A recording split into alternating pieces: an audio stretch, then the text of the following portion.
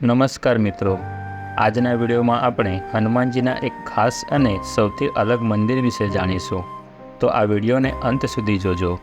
મિત્રો, રાજકોટ શહેરમાં રામ ભક્ત હનુમાનનું એક ખાસ મંદિર આવેલું છે.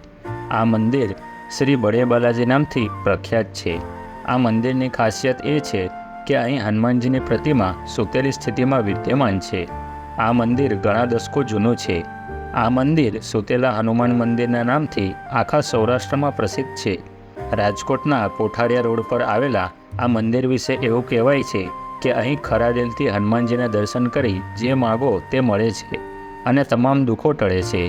આ મંદિરમાં રહેલી પવિત્ર ઔષધિ અને મિશ્રિત ધાતુથી બનેલી હનુમાનજીની પ્રતિમાની લંબાઈ 21થી 22 ફૂટ અને પહોળાઈ 11 ફૂટ છે.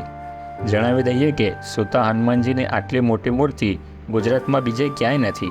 આ મંદિરમાં દરરોજ ઘણી મોટી સંખ્યામાં ભક્તો આવે છે. શનિવારના દિવસે અહીં લોકોની ભીડ જામે છે અને રામનવમી અને હનુમાન જયંતિ પર તો અહીં માનવ મહેરામણ ઉમટે છે. આ દિવસે અહીં એક વિશાળ ભંડારાનું પણ આયોજન કરવામાં આવે છે. દૂર દૂરથી લોકો અહીં દર્શન કરવા માટે આવે છે. અહીં દર્શન કરવાથી ભક્તોના તમામ દુઃખ ટળે છે. આ મંદિરના ગર્ભગૃહમાં પ્રવેશ કરતાં જ નંદી મહારાજ અને એક મોટા શિવલિંગના દર્શન થાય છે, જે કમલેશ્વર મહાદેવના નામે પ્રસિદ્ધ છે. મંદિરની અંદર બનેલા ઝરૂખા પરથી નીચે સૂતેલા હનુમાનજીના દર્શન થાય છે. આ મંદિરની અંદર ભગવાન રામ અને ભગવાન કૃષ્ણના નાના મંદિરો છે. આ મંદિરના નામ પર એક ટ્રસ્ટ પણ કાર્યરત છે, જે ગૌ સેવા, અન્ન સેવા અને ગરીબ વિદ્યાર્થીઓને નિઃશુલ્ક રહેવા જમવાની સુવિધા પણ પૂરી પાડે છે.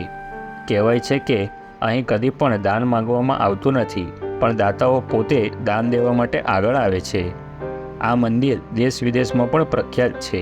સુતા હનુમાન મંદિરનો જીર્ણોદ્ધાર કમલદાસજી બાપુએ વર્ષ 1970માં કર્યો હતો. એવું કહેવાય છે કે કમલદાસજી બાપુને હનુમાનજીએ સપનામાં દર્શન આપ્યા હતા અને સૂતેલી મૂર્તિ સ્થાપિત કરવા માટે કહ્યું હતું.